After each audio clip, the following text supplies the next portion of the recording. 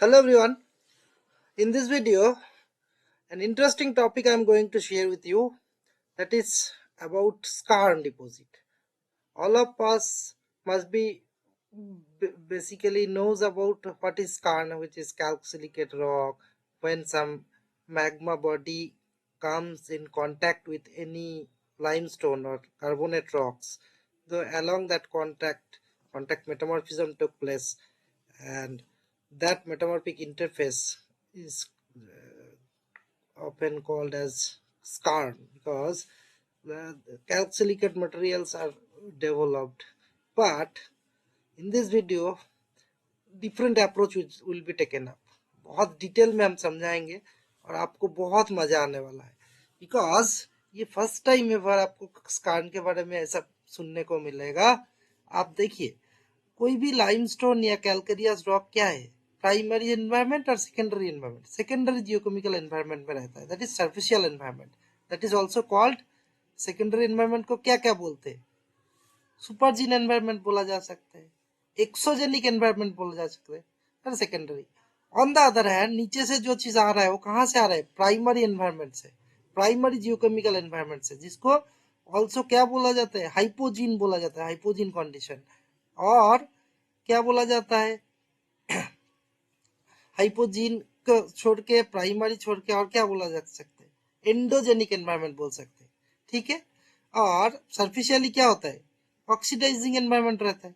जितना नीचे जाओगे, बहुत deeper environment, generally reducing environment रहता है. तो हर चीज का इंटरेक्शन देखेंगे. Primary and secondary geochemical environment का इंटरेक्शन होता है, इसमें डिसइक्विलिब्रियम होता है. जनरली इक्विलिब्रियम में रहता है primary and secondary geochemical environment, अपने हिसाब से रहता है. वाटर टेबल का नीचे रिड्यूसिंग एनवायरनमेंट रहता है ना. So primary and secondary geochemical environment को कैसे डिवाइड किया जाता है? वाटर टेबल से कोई भी surficial water, meteoric water along fracture pathway धीरे धीरे नीचे जाते जाते मैक्सिमम जितना डेप्थ तक जाएगा oxidising water, after reaching a certain depth, क्या होगा? वो वाटर हाइड्रोथर्मल होके, गर्म होके, धीरे धीरे फिर रिटर्न बैक करेगा. सो मैक्सिमम डेप्थ जहां तक सर्फिशियल वाटर जा सकता है, फिर रिटर्न बैक करता है, वो डेप्थ को बोला जाता है, that is the dividing line between primary and secondary geochemical environment. ठीक है. सो अभी देखो, स्कार्न क्या होता है. ये नहीं, इधर देखो, ये फर्स्ट, इसमें बाद में बात करता हूँ. पहले देखो, इधर एक सिंपल सेडिमेंट्री एनवायरनमेंट में एक प्लूटोनिक इंट्रूशन हो गया. ठीक है. सो इधर क्या हुआ? फ्लूइड एक्सपेल्ड फ्रॉम मैग्मा, जो मैग्मा सडनली ऊपर आ गया प्लूटोनिज्म या कोई प्रोसेस से. ठीक है. प्रोसेस तो आपको पता होगा, बहुत सारा प्रोसेस रहता है वोल्केनिक इरप्शन होने के टाइम पे. प्लूटोनिज्म जिसको बोलते हैं, सरफेस तक पहुंचा नहीं. सो ये क्या करेगा? इमीडिएटली जो सेडिमेंट्री रॉक है, जो कि सैंडस्टोन, शेल, लाइमस्टोन, सभी का कॉम्बिनेशन है, तो जहां से सैंडस्टोन है, कॉन्टेक्ट एरिया क्वार्टजाइट में कन्वर्ट हो जाएगा, लाइमस्टोन मार्बल में कन्वर्ट हो जाएगा, शेल हॉर्नफेल्स कर देगा, all are contact metamorphic aureole बनाएगा ना. लेकिन देखा जाता है, अक्सर अक्सर देखा जाता है, लाइमस्टोन जब रहता है ना, और ये फ्लूइड, ये मैग्मा क्या है? सिलिकेट. तो कैल्क सिलिकेट बन जाता है, calcareous siliceous, in between Calc silicate बनता है. सो ये जो जोन है ना, लाइमस्टोन का इमीडिएट नजदीक में मार्बल, जितना टुवर्ड्स आप मैग्मा बॉडी के पास जाओगे, उतना देखना चेंजेस आता है. ठीक है. बट ये चेंज भी एक तरीका से होता है, एक स्टाइल से होता है. कैसे?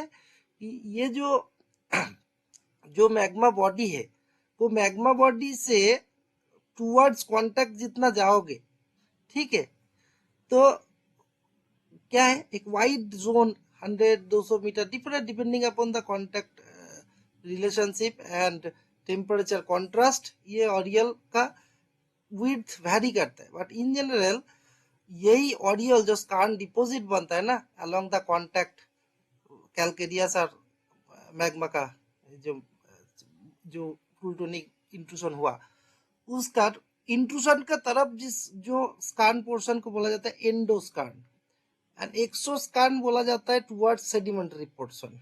ठीक है. तो तो सपोज मान लो ये स्कार्न है, स्कार्न बॉडी है, डिपॉजिट है.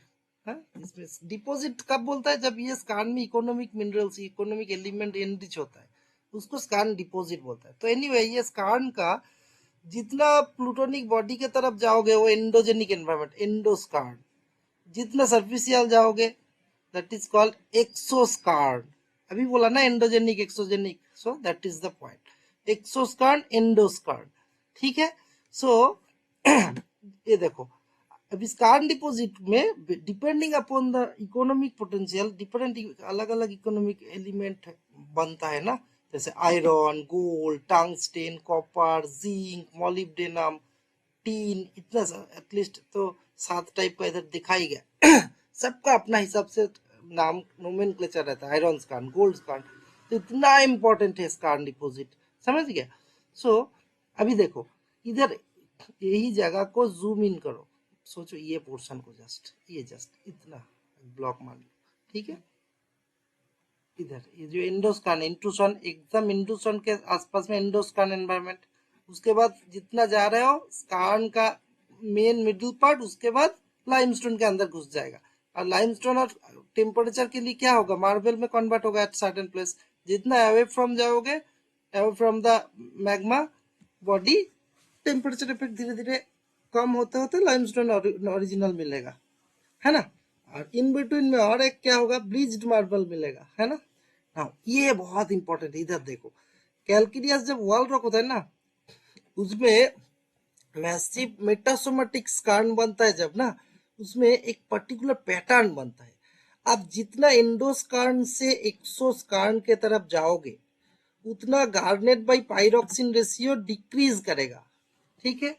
Garnet by pyroxene ratio decrease करेगा मतलब क्या है, गार्नेट कमेगा पाइरोक्सिन बढ़ेगा, है ना। सो गार्नेट क्या है, हाई प्रेशर कंडीशन में बनता है ना, एंड पाइरोक्सिन का depending depending upon the situation, दोनों गार्नेट का भी high pressure, low temperature, low pressure, सभी पॉली अलग अलग टाइप का रहता है गार्नेट।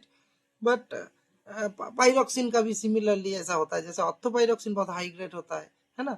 तो इन जनरल आप गार्नेट ग्रुप का और पाइरोक्सिन का रेशियो देखोगे ना, जितना एंडोजेनिक से एक्सोजेनिक की तरफ जाओगे गार्नेट कम हो जाएगा, ठीक है, पाइरोक्सिन बढ़ेगा। फर्दर गार्नेट कलर लाइटर होगा, कम भी हो रहा है लाइटर भी हो रहा है, ठीक है। कलर भी डार्क से लाइटर हो जाएगा जितना एक्सोजेनिक की तरफ जाओगे।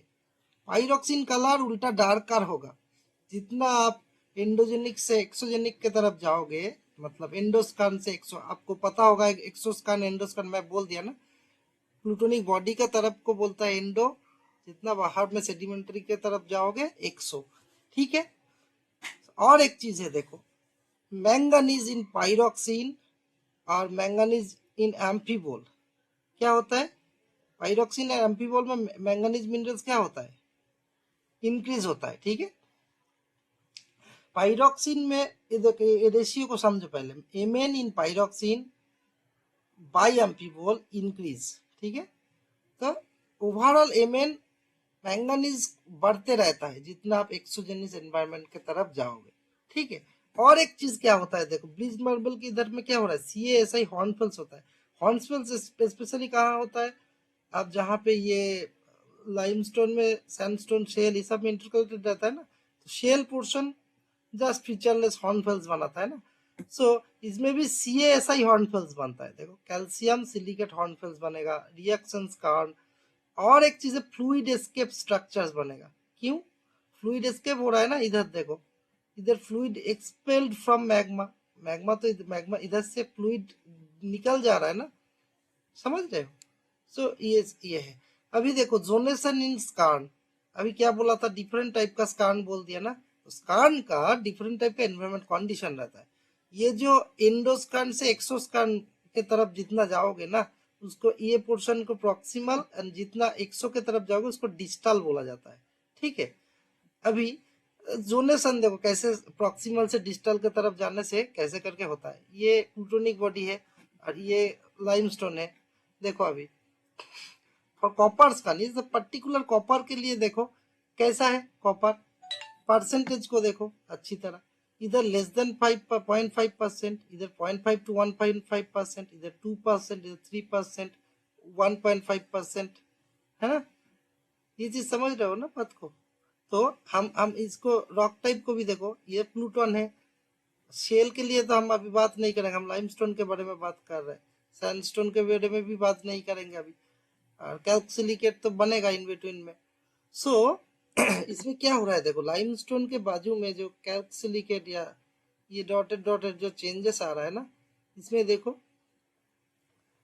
परसेंटेज क्या हो रहा है, देखो कॉपर का परसेंटेज समझो बढ़ रहा है ना इस डायरेक्शन में।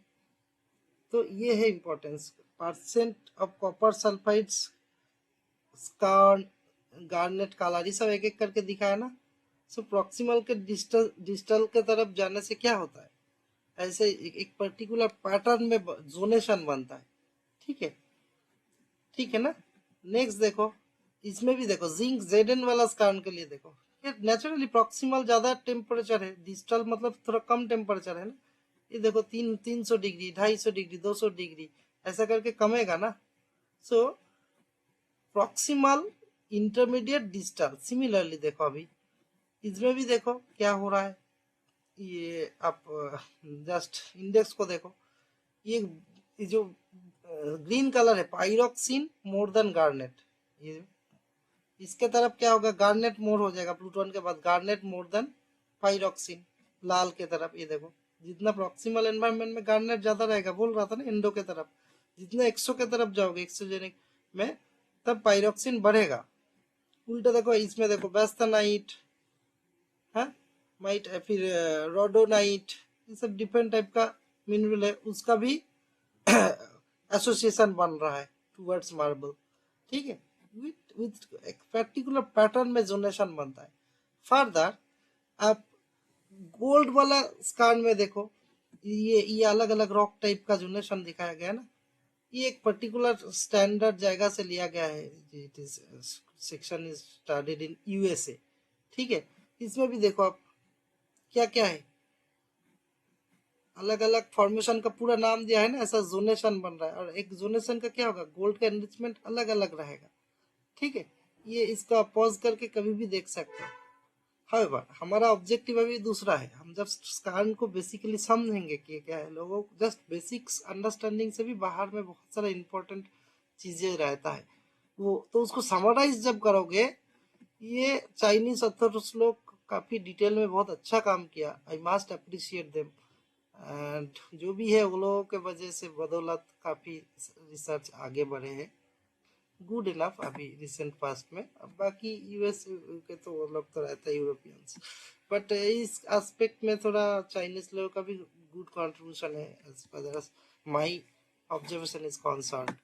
ठीक है, तो ये देखो इधर शेल होने से पूरा हॉर्नफेल्स बन जाएगा, बेसल्ट होने से क्या होगा, रिट्रोग्रेड क्या होगा, ग्रीन स्पेसिस मेटामॉर्फिज्म या बेसल्टिक रॉक का कांटेक्ट मेटामॉर्फिक फेसिस बनता है ना, सैलिनाइट, पायरोक्सिनाइट हॉर्नफेल्स, हॉर्नबेन हॉर्नफेल्स, डिफरेंट टाइप का हो सकता है। बट मेन पॉइंट जो है, अभी जब लाइमस्टोन में जाओगे देखो फ्लूइड एस्केप स्ट्रक्चर्स बन रहा है सबसे पहले। ठीक है, उसके बाद क्या हो रहा है, मार्बल में कन्वर्ट हो रहा है ना। फिर रिएक्शन स्कार्न रिएक्शन जोन बनता है, उसके बाद ब्लीच्ड मार्बल, उसके बाद उलेस्टोनाइट, उलेस्टोनाइट CaSO3 ना। ठीक है, कैल्शियम का इस ये होता है उलेस्टोनाइट। उसके बाद पाइरोक्सिन ज्यादा रहेगा, गार्नेट कम रहेगा, इधर फर्दर दूर जाने से गार्नेट ज्यादा रहेगा, पाइरोक्सिन कम रहेगा। इसी को मैं बोल रहा था, गार्नेट कलर क्या होगा, जितना एंडो के तरफ जाओगे डार्कर, जितना एक्सो के तरफ जाओगे लाइटर, पाइरोक्सिन ठीक उल्टा। ठीक है, इधर देखो कैल्सिलिकेट हॉर्नफेल्स बन रहा है, कहाँ, जहाँ पे कैल्केरियस सिलस्टोन है। So depending upon the host rock और प्लूटोन कैरेक्टरिस्टिक्स, फ्लूइड कैरेक्टरिस्टिक्स, प्लूटोन का नेचर, कितना टेम्परेचर, बहुत सारा फैक्टर्स से ऐसा अलग अलग टाइप का स्कार्न बनता है।